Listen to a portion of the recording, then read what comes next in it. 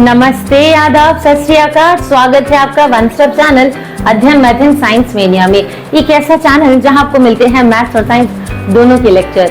तो बच्चों, मैं हूं शालिनी और मैं आज आपके लिए लेके आई हूं क्लास 10 केमिस्ट्री का chapter 2 acid basis and salt. Lamine के टेंगे टेस्ट से लेके बेस के सोपी फील तक रोजमर्रा की जिंदगी में हमें बहुत सारे एसिड और बेसिस देखने को मिलते हैं, है ना। देखो, ऐसी क्या चीज है जो एसिड और बेसिस को यूनिक बनाती है? कभी आपने सोचा है कि जब एसिड और बेसिस एक दूसरे के साथ केमिकली रिएक्ट करते हैं तो किस तरह से सॉल्ट बनाते हैं? आज के इस वीडियो में आपको न केवल कॉन्सेप्ट क्लियर होगा बल्कि एसिड, बेसिस और सॉल्ट में डिफरेंस समझ आएगा और आप उसकी पहचान कर पाओगे। आज 100% वाला लेक्चर होने वाला है, इससे बाहर कुछ भी नहीं है बेटा। साथ के साथ नोट्स बनाते रहना। कोई भी प्रॉब्लम होती है तो कमेंट्स में मेंशन करो, हम पूरी कोशिश करेंगे उसका रिप्लाई देने की। ठीक है, तो जल्दी से नोटबुक और पेन लेके बैठ जाओ और हम लोग स्टार्ट करते हैं आज की क्लास। देखो, आज हमारा जो टॉपिक है वो है acid, basis and salt. Class 9th में अगर आपने एक चैप्टर पढ़ा होगा, is matter around us pure, उसमें हमने मैटर की बात की थी, है ना। तो हमने बात की थी कि भाई मैटर कितने टाइप का होता है, मैटर की क्लासिफिकेशन की थी। मैटर 2 टाइप का होता है, आप लोगों ने पढ़ा था, pure substances and impure substances, है ना। Pure substances, impure substances. Pure substances को भी क्लासिफाई किया गया था 2 पार्ट्स में, एलिमेंट्स में और कंपाउंड्स में। और इम्प्योर सब्सटेंसेस को भी बांटा था homogeneous mixture and heterogeneous mixture में। याद आया? कुछ आया ना। एलिमेंट्स को भी हमने बांटा था किसमें? मेटल्स में, नॉन मेटल्स में और मेटलॉइड्स में, है ना। मेटल, नॉन मेटल और मेटलॉइड्स में। वैसे कंपाउंड को भी हमने बांटा था एसिड, बेसिस एंड सॉल्ट्स में। तो आज हम लोग जान रहे हैं इसी के बारे में, यही टॉपिक हम लोग डिस्कस कर रहे हैं, कंपाउंड्स का, एसिड, बेसिस एंड सॉल्ट। ठीक है, तो देखो, केमिकल कंपाउंड को क्लासिफाई किया गया, यानी कि बांटा गया 3 भागों में। भाई बोला गया कि भाई केमिकल कंपाउंड 3 तरह के होते हैं। पहला होता है एसिड, दूसरा होता है बेसिस और तीसरा होता है सॉल्ट। ठीक है, अब ये जो कंपाउंड्स होते हैं, ये कंपाउंड्स ही एक आधार है किसी भी केमिकल रिएक्शन की वेराइटीज का। यानी कि बहुत सारी केमिकल रिएक्शंस हो रहे हैं, ये हमको पता है, और अलग अलग तरह के केमिकल रिएक्शंस हो रहे हैं। तो उसका आधार क्या है, वो किसके बेसिस पे हो रहा है? केमिकल, ये कौन से केमिकल कंपाउंड्स? एसिड, बेसिस और सॉल्ट के बेसिस पर ही तो हो रहा है ना। हमें जो वैरायटीज देखने को मिल रही है केमिकल प्रोसेसेस की, डिफरेंट केमिकल प्रोसेस की, वो किसकी वजह से हो रहा है? ये डिफरेंट कंपाउंड्स की वजह से हो रहा है।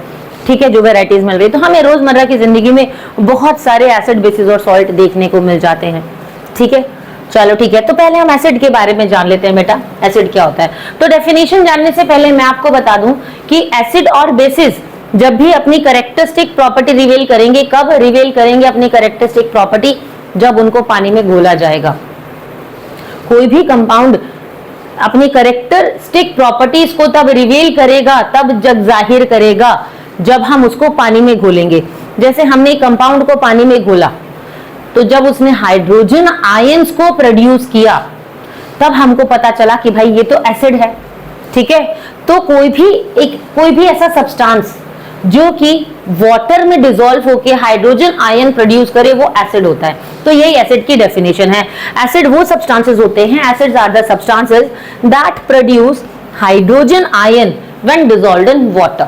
आ गया समझ? ये इसकी डेफिनेशन हो गई। ठीक है, अब जो टर्म है एसिड, ये कहां से डिराइव हुई है? ये एक लैटिन वर्ड से डिराइव हुई है कि भाई हमने जो एसिड वर्ड यूज किया है, ये एक लैटिन वर्ड है।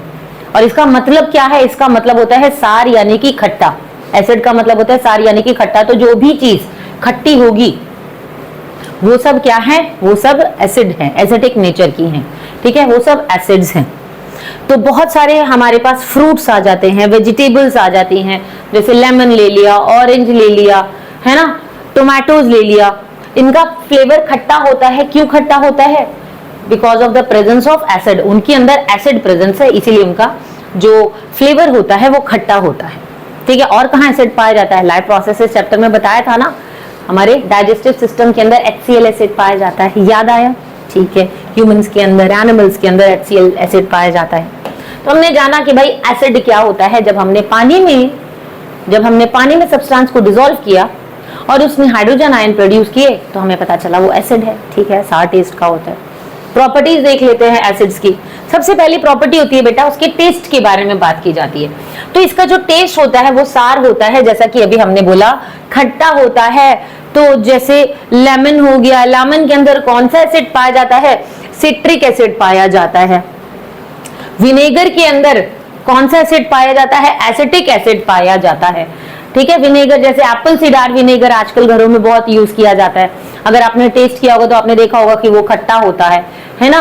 तो वो किसकी वजह से होता है? एसिटिक एसिड उसके अंदर प्रेजेंट है, CH3COOH। ठीक है, ये अभी हम आगे देखेंगे। और अभी पीएच लेवल जो होता है इसका वो लेस देन 7 होता है। पीएच के ऊपर पूरा टॉपिक हम लोगों ने डिस्कस किया है, पूरा का पूरा टॉपिक है। ठीक है, तो अभी हमने जस्ट पीएच वर्ड यूज किया है कि एसिड का जो पीएच लेवल है वो लेस देन 7 होता है। इसको हम आगे वीडियो में डिस्कस करेंगे जब पीएच के बारे में बात होगी। तो बस इतना भी आप समझ लो कि एसिड का जो पीएच लेवल होता है वो लेस देन 7 होता है, यानी कि 7 से कम होता है। ठीक है, कोरोसिवनेस की बात कर लेते हैं। कोरोसिव मतलब डिस्ट्रॉय कर देना, किसी भी चीज को खराब कर देना, है ना। तो इससे पहले वाले चैप्टर में आपने पढ़ा था कोरोसिव में क्या पढ़ा था? रेंसिडिटी के बारे में पढ़ा था, है ना। और रस्टिंग के बारे में जाना था कि भी रस्टिंग, मेटल्स में रस्टिंग होती है और रेंसिडिटी, कोई भी खाना वाना खराब हो रहा है तो वो रेंसिडिटी है ना। तो मतलब ऑल ओवर हमने कोरोसिव सब्सटेंसेस के कोरोसिवनेस के बारे में जाना था कि भाई कोरोसिव का मतलब होता है डिस्ट्रॉय कर देना, खराब हो जाना। ठीक है, तो एसिड भी कोरोसिव नेचर के होते हैं। एसिड भी कोरोसिव नेचर के होते हैं। कौन से एसिड? स्ट्रॉन्ग एसिड्स जैसे hydrochloric acid HCl acid, sulphuric acid H2SO4। ठीक है बेटा, ये हाईली कोरोसिव नेचर के होते हैं, यानी कि हमारी स्किन पर कहीं पर भी गिर जाएंगे तो स्किन बर्न हो सकता है, हमारी वहां से स्किन जल सकती है, जल जाएगी। ठीक है, तो acids are highly corrosive in nature. ठीक है, रिएक्टिविटी की बात करते बेटा, देखो जब भी एसिड मेटल के साथ रिएक्ट करता है तो क्या प्रोड्यूस करता है बेटा? Salt plus hydrogen gas. जब भी एसिड मेटल के साथ रिएक्ट करता है तो क्या प्रोड्यूस करता है? Salt plus hydrogen gas. ठीक है, और एसिड जब बेस के साथ रिएक्ट करता है, एसिड जब बेस के साथ रिएक्ट करता है तो न्यूट्रलाइजेशन रिएक्शन होता है। ठीक है, एसिड जब भी बेस के साथ रिएक्ट करेगा तो न्यूट्रलाइजेशन रिएक्शन होगा, यानी कि वाटर की फॉर्मेशन होगी। ठीक है, आगे हम लोग न्यूट्रलाइजेशन रिएक्शन का भी पूरा का पूरा टॉपिक डिस्कस करेंगे। अभी हम जस्ट एक प्रॉपर्टीज के बारे में बात कर रहे हैं कि उसका टेस्ट खट्टा होता है, कोरोसिव नेचर का होता है, कहीं पर भी स्किन पे गिरे तो हाथ जल सकता है। रिएक्टिविटी जब एसिड मेटल के साथ रिएक्ट कर रहे हैं तो salt plus hydrogen gas evolve कर रहे हैं, और एसिड और बेसिस आपस में रिएक्ट करके न्यूट्रलाइजेशन रिएक्शन हो रहा है ना। आपस में जब केमिकली रिएक्ट कर रहे हैं तो न्यूट्रलाइजेशन रिएक्शन हो रहा है। ठीक है, इंडिकेटर्स की बात करते हैं। तो एसिड क्या करता है बेटा? एसिड जो ब्लू लिटमस होता है उसको रेड में कन्वर्ट करता है और रेड लिटमस को ब्लू में। देखो लिटमस पेपर कैसा होता है अभी आपको बताते हैं। देखो जैसे ये हमारा ब्लू लिटमस है, ठीक है, और ये हमारा रेड लिटमस है।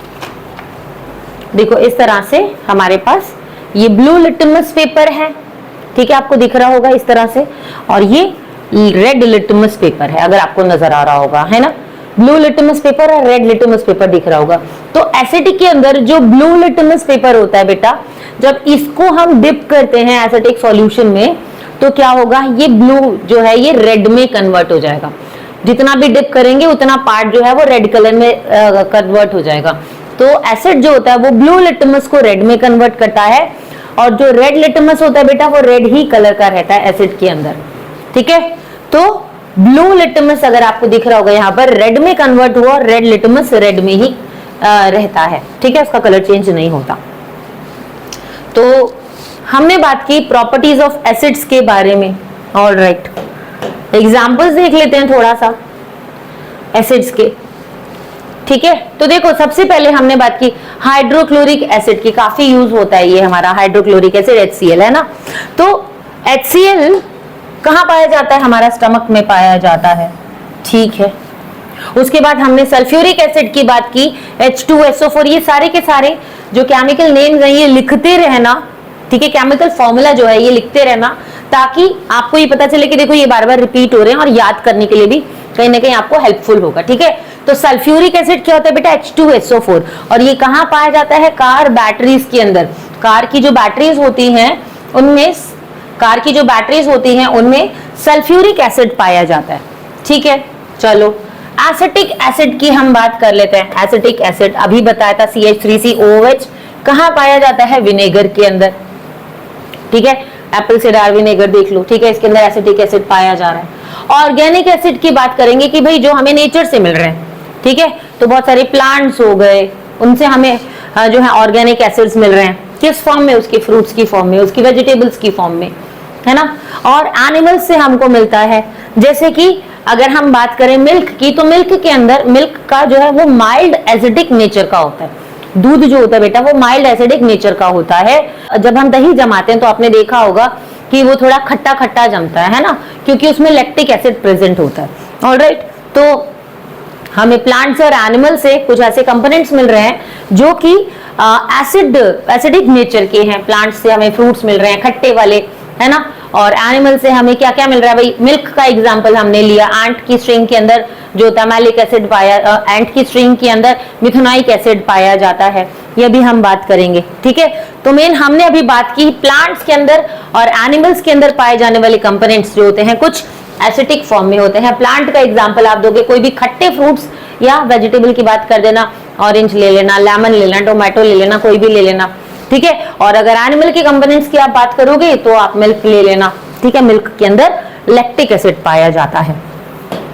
ऑलराइट, इसके एग्जांपल्स अब हम देख लेते हैं। जैसे विनेगर है, ठीक है, विनेगर एसिटिक एसिड होता है, विनेगर के अंदर एसिटिक एसिड होता है।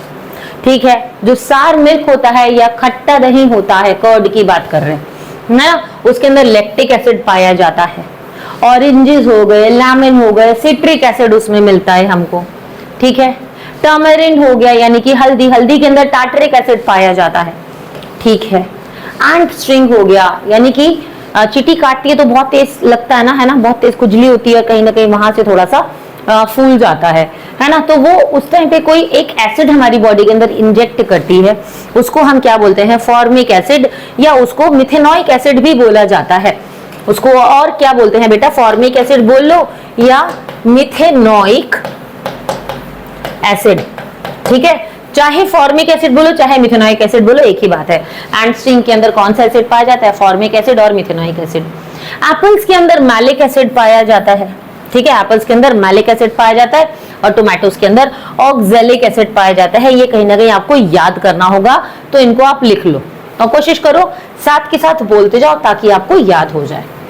ठीक है, चलो अभी हमने बात की थी एसिड्स की, बेस की भी बात कर लेते हैं। तो बेटा अभी आपको बताया था हमने कि भाई एसिड्स को पहचानने के लिए या बेसिस को पहचानने के लिए हमें उसे कहीं ना कहीं इनको अपनी कैरेक्टरिस्टिक प्रॉपर्टीज को लूज करना पड़ेगा, है ना। तो कैसे ही अपनी कैरेक्टरिस्टिक प्रॉपर्टीज को लूज करते हैं? जब इनको हम पानी में घोलते हैं, वाटर में डिसॉल्व करते हैं। एसिड को जब वाटर में डिसॉल्व किया था तो उसने हाइड्रोजन आयंस जो है वो प्रोड्यूस किए थे, है ना, H ions, H positive ions को प्रोड्यूस किया था।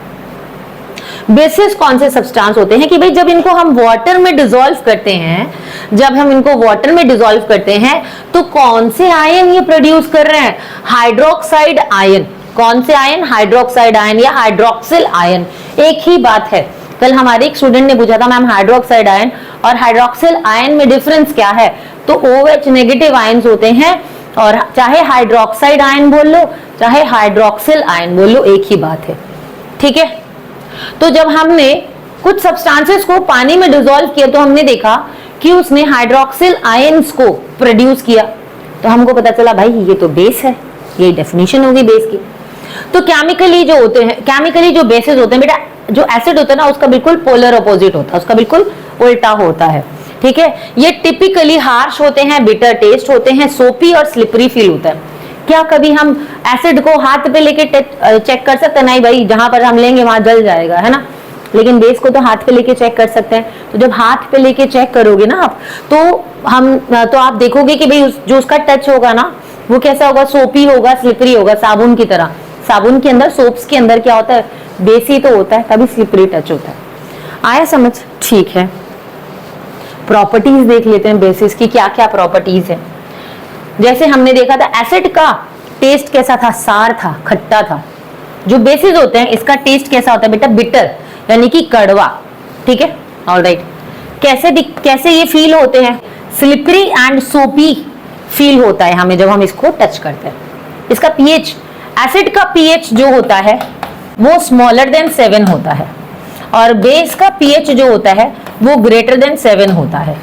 ठीक है, कोरोसिवनेस की बात करेंगे हम लोग, ये इधर लिख देते हैं बेस, कहीं आपको कंफ्यूजन हो जाए। बेस का जो पीएच होता है दैट इज ग्रेटर देन 7 और एसिड का जो पीएच होता है that is smaller than 7। PH के साथ स्मॉलर का साइन लगाना भाई, तभी एसिड की बात हो पाएगी, कहीं कंफ्यूजन हो जाए आपको साइन में। ठीक है, तो इसका जो पीएच होता है एसिड का वो स्मॉलर देन 7 होता है और बेस का जो पीएच होता है दैट इज ग्रेटर देन 7, 7 से ज्यादा होता है। ठीक है, कोरोसिवनेस की बात हो जाएगी। तो कई बार अगर हम स्ट्रॉन्ग बेस को यूज करते हैं तो उससे हमें स्किन एलर्जी हो जाती है, स्किन इरिटेशन भी हो जाती है। तो इसलिए कई बार बेसिक प्रोडक्ट्स को जब यूज किया जाता है तो बोलते हैं ना कि उसको हल्का सा थोड़ा सा हाथ पे अप्लाई करके देख लो, अगर स्किन इरिटेशन आपको होती है तो फिर डॉक्टर की प्रिस्क्रिप्शन से ही उसको यूज करो। ऑलराइट, आया समझ? ठीक है। रिएक्टिविटी क्या होती है, जैसे हमने एसिड में पढ़ा था कि भाई एसिड जब मेटल के साथ रिएक्ट करता है तो salt plus hydrogen gas evolve करता है ना। तो वैसे ही जब बेस एसिड के साथ रिएक्ट करता है, भाई एसिड और बेसिस की हमने बात की थी कि न्यूट्रलाइजेशन रिएक्शन होता है। ठीक है, न्यूट्रलाइजेशन यानी कि सॉल्ट प्लस वाटर की फॉर्मेशन होगी। न्यूट्रलाइजेशन रिएक्शन का मतलब सॉल्ट एंड वाटर बनेगा। ठीक है, तो एसिड और बेसिस जब एक दूसरे के साथ रिएक्ट करेंगे तो सॉल्ट प्लस वाटर बनाएंगे। इंडिकेटर में क्या होता है, जैसे कि अभी हमने उसमें देखा था, बेस में देखा था, दूसरा इंडिकेटर कहाँ गया, ओके। जैसा अभी हमने एसिड में देखा था कि भाई वो ब्लू लिटमस को रेड में कन्वर्ट कर रहा था, लेकिन अब क्या होगा भाई, उसका रेड सिग्नल देना जरूरी था क्योंकि एसिड एक खतरनाक है तो वो रेड सिग्नल देता है। बेस जो होता है बेटा वो जो रेड लिटमस है उसको ब्लू में कन्वर्ट करता है। ब्लू ब्लू ही रहेगा लेकिन जो बेस होगा वो रेड लिटमस को ब्लू में कन्वर्ट करेगा। आ गया समझ, बेस रेड लिटमस को ब्लू में कन्वर्ट करेगा। ठीक है, तो बी बी ही रहेगा। याद करने की इसकी ट्रिक देख लो कि किस तरह से याद करोगे। अगर हम एसिड की बात करेंगे, अगर हम एसिड की बात करेंगे तो ये रेड लिटमस की बात करते हैं, ये ब्लू लिटमस की बात करते हैं। तो एसिड के अंदर जो ब्लू लिटमस होता है बेटा ये रेड कलर इवॉल्व करता है, ये रेड कलर में कन्वर्ट हो जाता है, ये रेड लिटमस रेड ही रहेगा। ठीक है, और अगर बेस की बात करेंगे हम लोग तो बी में बी है ना, बी में बी है ना। ठीक है, यहाँ पर रेड लिटमस है, यहाँ ब्लू लिटमस है। ठीक है, बी में बी है ना, तो यहाँ पर जो रेड लिटमस है, देखो बेस जो ये जो ब्लू है ये ब्लू ही रहेगा, बी का बी कलर ही रहेगा, बी का जो बेस है जो रेड जो ब्लू लिटमस है वो सेम ही रहेगा। ठीक है, लेकिन यहाँ रेड लिटमस में चेंज हमको नजर आएगा, ये ब्लू में कन्वर्ट हो जाएगा। तो बेस ब्लू में कन्वर्ट होता है, बेस ब्लू में कन्वर्ट होता है, ये याद रखना, बेस ब्लू। ठीक है, एसिड रेड, रेड सिग्नल देता है वो, और जिसमें विजिबल होगा उसका नाम लिख देना। ठीक है, एग्जाम्पल्स देख लेते हैं बेसिस के हम लोग कुछ। सोडियम हाइड्रोक्साइड, अभी आपने एक चीज देखी होगी पीछे जब हमने एसिड की बात की थी बेटा, तो आपने देखा होगा यहाँ H H H है ना, हाइड्रोजन हाइड्रोजन हाइड्रोजन लग रहा है। अब यहाँ पर वहां पर हमने बताया था एसिड में कि भाई वो क्या प्रोड्यूस कर रहा है, वाटर में डिसॉल्व होके हाइड्रोजन आयंस को प्रोड्यूस कर रहा है। यहाँ पर हमने बताया था आपको कि भाई वो क्या प्रोड्यूस कर रहा है, वो OH हाइड्रोक्सिल आयंस को प्रोड्यूस कर रहा है, OH आयंस को प्रोड्यूस कर रहा है। तो अब आप अगर आप अभी देखोगे एग्जांपल्स बेसिस के, तो आप देखोगे कि भाई OH लगा हुआ है सबके साथ। देखो इसके साथ भी OH है, इसके साथ भी OH है, इसके साथ भी OH है। तो जिसके साथ भी OH लगाओ ना तो ये समझ जाना कि वो बेस है। जिसके साथ भी OH लगा हो ना उसके साथ समझ जाना वो बेस है, और जिसके साथ सिर्फ हाइड्रोजन लगा हो तो मैक्सिमम समझ जाना कि वो क्या है, वो क्या है, वो क्या है, जल्दी बताओ, एसिड। वेरी गुड, हाँ ठीक है। तो सोडियम हाइड्रोक्साइड हो गया, सोडियम Na होता है ना। एग्जाम्पल हम बेसिस के देख रहे हैं, NaOH हो गया। इसको हम क्या बोलते हैं, इसको हम लाय भी बोलते हैं। सोडियम हाइड्रोक्साइड को लाय भी बोला जाता है या कास्टिक सोडा भी बोला जाता है, जो कि कहाँ यूज होता है, सोप मेकिंग में। नॉर्मली कास्टिक सोडा हिंदी में बोलते हैं, कॉस्टिक सोडा इंग्लिश में होता है। ठीक है, तो कॉस्टिक सोडा बोलो, कास्टिक सोडा बोलो, it's all up to you. चलो, सोडियम हाइड्रोक्साइड यानी कि NaOH याद कर लो, इसको लाए या कॉस्टिक सोडा भी बोला जाता है और साबुन बनाने की प्रक्रिया में ये काम लाया जाता है। ठीक है, कैल्शियम हाइड्रोक्साइड की बात कर लेते हैं, CaOH ट्वाइस, जिसको कि हम स्लेक्ड लाइम भी बोलते हैं, CaOH होल ट्वाइस। ठीक है, इसको हम स्लेक्ड लाइम भी बोलते हैं और ये कहाँ काम आता है, ये कंस्ट्रक्शन वर्क में काम आता है। आई बात समझ? ठीक है, अमोनियम हाइड्रोक्साइड, अमोनियम NH4 हो गया, हाइड्रोक्साइड OH हो गया। ठीक है, तो अमोनियम हाइड्रोक्साइड घरों के अंदर पाया जाता है, कि हाउस क्लीनर्स में काम लाया जाता है ना, पुराने टाइम पे नाली वाली खोलने के काम में लाया जाता था। ठीक है, हाउस होल्ड क्लीनिंग्स में काम आता है। तो अगर हम बेसिक इंग्रेडिएंट्स की बात करें कि भाई रोजमर्रा में हम बेस कहाँ यूज करते हैं, सी वाटर में हमको बेस देखने को मिलता है, उसमें बहुत सारे डिसॉल्व्ड सॉल्ट्स होते हैं और बेसिक स्लाइटली वो बेसिक नेचर का होता है। ठीक है, डिटर्जेंट्स के अंदर बेसिक कंपाउंड्स होते हैं और वो हमें क्लीनिंग में हेल्प करते हैं। भी बताया था डिटर्जेंट्स कौन सा, भाई चाहे ब्लीचिंग लगा लो, चाहे वॉशिंग पाउडर लगा लो, है ना, चाहे क्लोथ्स का कंडीशनर लगा लो, है ना, तो वहां पर क्या यूज हो रहा है, वहां पर बेस ही तो यूज हो रहा है। चलो, हमने क्या पढ़ा, हमने एसिड के बारे में जाना, हमने बेस के बारे में जाना, अब हम सॉल्ट्स देख लेते हैं। तो बेटा सॉल्ट क्या होता है, देखो सॉल्ट वो आयनिक कंपाउंड्स होते हैं, सॉल्ट वो आयनिक कंपाउंड्स होते हैं जो न्यूट्रलाइजेशन रिएक्शन के बाद मिल रहे हैं। एसिड कब मिला था, एसिड कब मिला था, जब वाटर में डिसॉल्व होने के बाद उसने हाइड्रोजन आयन प्रोड्यूस किए थे। Very good. बेस कब मिला था, जब वाटर में डिसॉल्व होने के बाद उसने OH नेगेटिव आयंस प्रोड्यूस किए थे। सुपर्ब। अब सॉल्ट कब मिल रहे हैं, जब एसिड और बेसिस केमिकली कंबाइन होंगे तब वो सॉल्ट प्लस वाटर इवॉल्व करेंगे। ठीक है, ऑलराइट। तो ये न्यूट्रलाइजेशन रिएक्शन किसके बीच में हो रहा है, एसिड और बेस के बीच में, हम समझ गए। अब इसके अंदर जो बेसिस होते हैं ना, उसके पॉजिटिव आयंस होते हैं, बेसिस के पॉजिटिव आयंस होते हैं और एसिड के नेगेटिव आयन होते हैं। ये असर्शन रीजन का क्वेश्चन बना है आपका। ठीक है, इसके अंदर जो सॉल्ट होता है उसके अंदर बेसिस के पॉजिटिव आयन होते हैं और एसिड के नेगेटिव आयन होते हैं। किस तरह से, जैसे कि अभी हमने बात की, बेस ले लेते हैं NaOH। ठीक है, Na क्या है, Na पॉजिटिव है और OH क्या है, नेगेटिव है। ठीक है, ठीक है, और एसिड ले लेते हैं HCl। H क्या है, पॉजिटिव है, Cl क्या है, नेगेटिव है। अब ये दोनों जब केमिकली कंबाइन होंगे तो ये क्या बनाएंगे, सॉल्ट प्लस वाटर, यानी कि ये बेस है ना, यानी कि ये बेस है और ये एसिड है, यानी कि बेस का पॉजिटिव, यानी कि बेस का कटायन और एसिड का अनायन सॉल्ट बना रहा है। देखो NaCl, और साथ में ये वाटर भी तो इवॉल्व कर रहा है, H2O है ना, H2O भी तो इवॉल्व कर रहा है। तो हमने क्या देखा, हमने ये देखा कि भाई इसके अंदर सॉल्ट के अंदर बेस का कटायन, ठीक है, और एसिड का अनायन, इन दोनों ने मिलके क्या बना दिया, इन दोनों ने मिलके क्या बना दिया, सॉल्ट बना दिया न्यूट्रलाइजेशन रिएक्शन में। बात समझ आई, नोट डाउन कर लो इसे। ठीक है, सॉल्ट की प्रॉपर्टीज अब हम देख लेते हैं। सॉल्ट की प्रॉपर्टीज क्या होती है, टेस्ट इसका कैसा होता है, आपने देखा होगा घर में सॉल्ट होगा ना, सॉल्टी टेस्ट होता है इसका ज्यादातर, है ना। सॉल्युबिलिटी की बात कर रहे हैं तो जनरली ये वाटर सॉल्युबल होते हैं, सॉल्ट जो होते हैं ये वाटर सॉल्युबल होते हैं, यानी कि पानी में घुल जाते हैं। और कंडक्टिविटी की बात कर रहे हैं तो भाई इसके अंदर देखो पॉजिटिव आयंस भी है, नेगेटिव आयंस भी है, तो ये ऑब्वियसली इलेक्ट्रिसिटी तो कंडक्ट करेंगे, मोल्टन स्टेट में ये इलेक्ट्रिसिटी तो कंडक्ट करेंगे, है ना।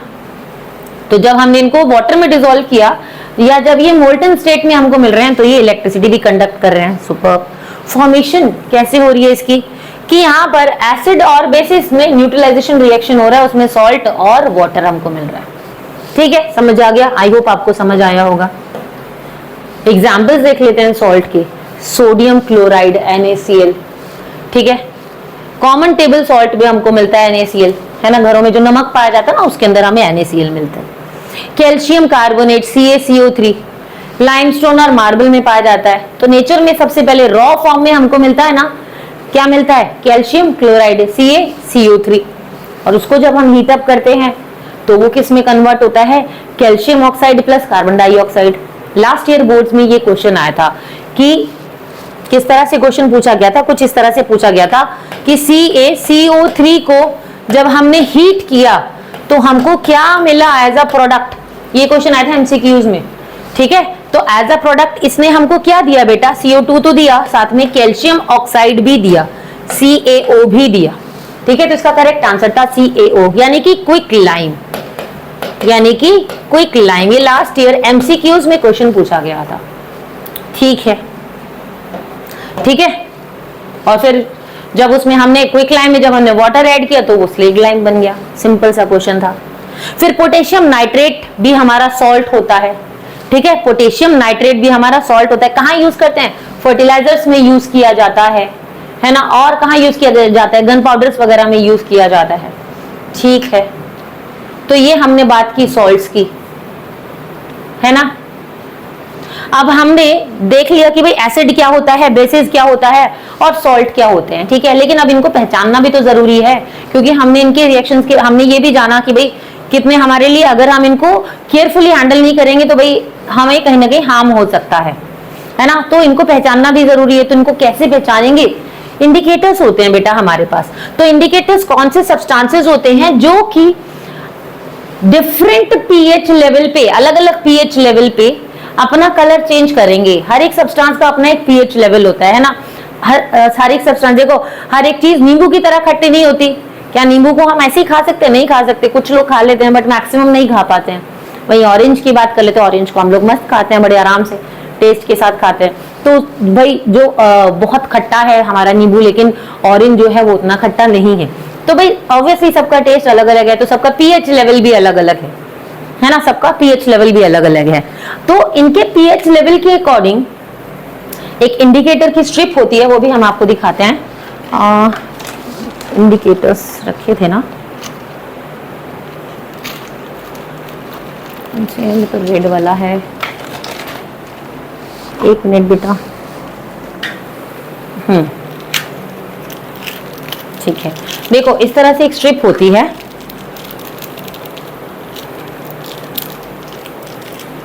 खुल नहीं रहा है ये भाई, कुछ ज्यादा ही। देखो ये इंडिकेटर की स्ट्रिप है एक, ठीक है। तो इस तरह से इंडिकेटर की स्ट्रिप होती है और उसमें डिफरेंट कलर्स होते हैं, ठीक है। उनके डिफरेंट कलर होते हैं, यानी कि हर एक के पीएच लेवल पे उसका एक अलग कलर जो है वो आता है, ठीक। हर एक पीएच के लेवल पे ये इस तरह से एक स्ट्रिप है, और सबका पीएच लेवल जब अलग अलग होगा तो इसका कलर जो है वो चेंज होता जाएगा, ठीक है। तो इंडिकेटर्स होते हैं हमारे पास, वो सब्सटेंसेस होते हैं जो कि हमें ये बताते हैं कि भाई ये एसिड है या बेस है, ठीक है। ये हमें बताते हैं कि भाई ये एसिड है या बेस है। और इसको कहाँ यूज करते हैं, हम लैब्स के अंदर यूज करते हैं डिफरेंट इंडिकेटर्स को, है ना, पीएच जानने के लिए बहुत सारे सब्सटेंसेस की। इवन घरों में भी कई इंडिकेटर्स हमारे पाए जाते हैं। चलो इंडिकेटर होता क्या है, देखो इंडिकेटर भाई हमें बता रहा है कि भाई एसिडिक नेचर का है, बेसिक नेचर का है, और किस तरह से वो कलर चेंज करता है। तो उसमें सबसे पहले हम बात कर लेते हैं लिटमस की। लिटमस पेपर अभी आपको दिखाया था, स्ट्रिप्स दिखाई थी, है ना, ये वाली देखो, ये रेड लिटमस है ना, ये ब्लू लिटमस है। तो ये मिल कहाँ से रहा है, ये एक पेपर है, उस पर ये जो है वो डाई किया गया है, इस लिटमस को डाई किया गया है एक पेपर के ऊपर, ठीक है। अब ये लिटमस मिल कहाँ से रहा है, एक्सट्रैक्ट कहाँ से हो रहा है, देखो पेड़ के ऊपर आपने इस तरह से देखा होगा, छोटे छोटे पौधे निकल के आ जाते हैं, है ना, छोटे छोटे पौधे निकल के आ जाते हैं। तो ये जो छोटे छोटे से प्लांट्स होते हैं, बहुत टाइनी प्लांट्स होते हैं, यही हमारे क्या है, लिचन प्लांट्स है।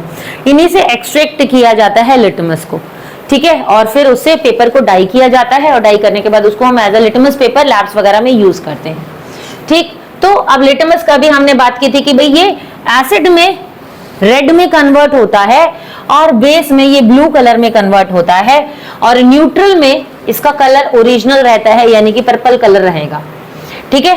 तो लिटमस एक नेचुरल डाई है जो कि लिचिन से लिचन प्लांट जो है पेड़ों के ऊपर आपने देखा होगा, ये छोटे छोटे से पौधे उगाते हैं कुछ, ये लिचन प्लांट्स हैं, यहाँ से एक्सट्रैक्ट किया जाता है और मोस्ट कॉमनली इंडिकेटर है जिसको कि लैब्स में यूज किया जाता है। और मुझे ऐसा लगता है कि भाई कहीं ना कहीं लिटमस को प्रिस्क्राइब किया जाता है। क्यों? क्योंकि रीजन अभी आपको समझ आ जाएगा, आगे और भी देखते हैं, उसके बाद कंपैरिजन करते हैं कि भाई क्यों लिटमस को ही क्यों प्रिस्क्राइब किया जाता है मैक्सिमम। फिर टर्मरिक की बात आ जाती है। एसिड में ये येलो कलर का रहता है, टर्मरिक का कलर येलो है, ठीक है, एसिड में वो येलो कलर का ही रहेगा, लेकिन बेस में वो रेडिश ब्राउन कलर का हो जाता है। कई बार देखा होगा कि आपकी स्कूल यूनिफॉर्म जो होती है, भाई हमारे साथ तो बहुत होता था कि जो हमारी स्कूल यूनिफॉर्म थी, वो जो शर्ट होती थी ना हमारी, वो व्हाइट कलर की थी, ठीक है। हमारी जो स्कूलिंग हुई है बेटा, सेंट्रल स्कूल से हम पढ़े हुए केवी पुष्पविहार, ठीक है। तो आपको ये पता होगा कि भाई जो केवीज की यूनिफॉर्म थी पहले वो कैसी थी कि व्हाइट कलर की शर्ट थी हम लोगों की, समर की, और ब्लू कलर की स्कर्ट्स होती थी, है ना। तो क्या होता था, खाना खाते खाते कई बार जो खाना होता है वो कहाँ पर, शर्ट पे गिर जाता था, है ना। जब शर्ट पे गिर जाता था मम्मी के पास जाते थे, जब मम्मी वॉश करती थी उस पर सोप लगा लेते थे, सोप लगाते थे तो क्या होता था, वो रेडिश ब्राउन कलर का कन्वर्ट हो जाता है ना। वो पीला पीला तो हटता नहीं है, वो रेडिश ब्राउन कलर का हो जाता है। और सोप अभी आपको बताया था बेसिक नेचर का होता है, तो बेस के साथ ये रेडिश ब्राउन कलर का हो जाता है, ठीक। ऑलराइट, हमने देखा अगर आप टर्मरिक को एज ए इंडिकेटर यूज करोगे तो ठीक है, उसने बेस के बारे में तो बता दिया, लेकिन एसिड के बारे में तो पता नहीं चलेगा ना, उसका कलर तो सेम ही रहेगा, येलो ही रहेगा। तो आप किसको प्रेफर करोगे, टर्मरिक और लिटमस में? आप लिटमस को ही तो प्रेफर करोगे, क्योंकि यहाँ बेस तो पता चल रहा है लेकिन एसिड नहीं पता चल रहा, इसमें हमें दोनों चीजें पता चल रही हैं। ऑलराइट, और देखते हैं अभी एग्जांपल्स। रेड कैबेज एक्सट्रैक्ट, ये रेड कैबेज है ना, देखा होगा आप लोगों ने। एसिड में इसका कलर रेड हो जाता है, ठीक है, मतलब बहुत हल्का सा, बहुत माइनर चेंज आता है जो उतना विजिबल नहीं होता, ठीक है। और बेस के अंदर इसका कलर येलो हो जाता है, ठीक है। तो क्या आप इसको प्रेफर करोगे? रेड कैबेज में से जो है लिक्विड को एक्सट्रैक्ट किया जाता है उसके, ठीक है, लिक्विड को एक्सट्रैक्ट किया जाता है और उसको एसिड और बेसिस के लिए एज इंडिकेटर यूज किया जाता है, लेकिन मतलब स्टिल आप रेड कैबेज एक्सट्रैक्ट को यूज करना प्रेफर करोगे या लिटमस को अगर आपके पास है तो? क्योंकि यहाँ पर एसिड में बहुत माइनर, बहुत माइल्ड सा उसने चेंज दिखाया रेड कलर का, बहुत हल्का रेड, तो वो तो आपको नहीं पता चलेगा ना, है ना। विजिबल आपको किस में होगा, लिटमस में विजिबल होगा, तो ये भी उतना सक्सेसफुल नहीं है, ठीक है, लेकिन स्टिल एज अ इंडिकेटर तो है ना। लिटमस नहीं है तो भाई कुछ तो होना चाहिए, तो हम इसे चेक कर सकते हैं, ठीक है। अनियन की बात कर लेते हैं। एसिड के अंदर उसका जो ऑर्डर होता है, उसकी जो स्मेल होती है ना बेटा, वो चेंज हो जाती है, लेकिन बेस के अंदर उसकी स्मेल चेंज नहीं होती। जैसे हमने सोडियम हाइड्रोक्साइड में अगर ये अनियन का जो जूस है वो डाला तो उसकी जो स्मेल है वो चेंज नहीं होगी। तो अनियन एक्सट्रैक्ट जो है एसिटिक में उसका जो ऑर्डर है, उसकी जो स्मेल है वो चेंज हो जाएगी, लेकिन बेसिक के अंदर कोई भी ऑर्डर, कोई भी स्मेल नहीं रहेगी, ठीक है। एसिटिक में उसकी जो स्मेल है वो चेंज हो जाएगी, लेकिन बेस के अंदर कोई भी स्मेल या नो ऑर्डर, कोई भी स्मेल नहीं रहेगी। तो ठीक है, हम अनियन को भी यूज कर सकते हैं, ठीक है। वनीला एक्सट्रैक्ट, एसिड के अंदर अगर हम वनीला एक्सट्रैक्ट को डालेंगे बड़ी अच्छी सी खुशबू आती है, बड़ी प्लेजेंट स्मेल आती है, लेकिन बेस के अंदर उसकी स्मेल जो है वो चली जाती है, वो खत्म हो जाती है। वनीला एसेंस खाने में यूज किया जाता है, आइसक्रीम्स वगैरह बनती है ना, बहुत सारी चीजें बनती हैं। तो जैसा हमें लगता है कि भाई लिटमस पेपर सबसे सक्सेसफुल है और सबसे ज्यादा यूज किया जाता है इसीलिए क्योंकि वो दोनों हमें इजीली शो कर रहा है, ठीक है। तो इंडिकेटर्स की बात करें तो इसमें से क्वेश्चन बन के आता है कि भाई लिटमस जो है एसिड में उसका कलर क्या हो जाएगा, रेड। एल्केलाई यानी कि बेस, ठीक है, बेस की बात हो रही है। एल्केलाई बेस, अभी हम पढ़ेंगे बेस के बारे में कि भाई बेस को भी दो पार्ट्स में मतलब दो भागों में बांटा गया, दो कैटेगरीज में बांटा गया है, डिस्टिंग्विश किया गया है। किस किस में? एक एल्केलाई, ठीक है, यानी कि जो वाटर में बेसिस सॉल्यूबल होते हैं ना वो एल्केलाई होते हैं, और जो सॉल्यूबल नहीं होते हैं वो नॉर्मल बेसिस की कैटेगरी में आ जाते हैं। एल्केलाई यानी कि बेस की ही बात हो रही है यहाँ पर, ठीक। अभी हम डिटेल में जानेंगे, बस आप इतना समझ लो, एसिड और बेसिस। तो लिटमस पेपर एसिड में रेड हो जाता है और बेस में ब्लू। मिथाइल ऑरेंज एसिड में पिंक कलर का हो जाता है, एल्केलाई में येलो कलर का। फिनोप्थिलिन का बहुत पूछते हैं, उनका कुछ फेवरेट क्वेश्चन होता है ये। तो एसिड में ये कलरलेस होता है और एल्केलाई या बेस के अंदर वो डीप पिंक कलर का हो जाता है, कई जगह रेड भी लिखा है, तो डीप पिंक कलर कहीं ना कहीं रेडिश कलर के अंदर ही आ जाता है, ठीक है। तो चाहे डीप पिंक कह लो चाहे रेड कलर कह लो, एक ही बात है। मिथाइल रेड की अगर हम बात करेंगे तो बेटा एसिड में ये येलो कलर का हो जाता है और बेस के अंदर ये रेड कलर का हो जाता है, ठीक है। तो हमने कुछ कॉमन इंडिकेटर्स के बारे में जाना कि जब एसिड में वो कौन सा कलर हो जाता है और बेस में वो किस तरह से कलर चेंज करते हैं। तो अगर बेटा कोई भी प्रॉब्लम होती है, कोई भी डाउट होता है तो कमेंट्स में मेंशन कीजिए, हम पूरी कोशिश करेंगे आपको उसका रिप्लाई देने की। ऑलराइट, तो keep practising, keep learning, and if you like our videos then please like, comment, share and subscribe our channel. Till then, bye.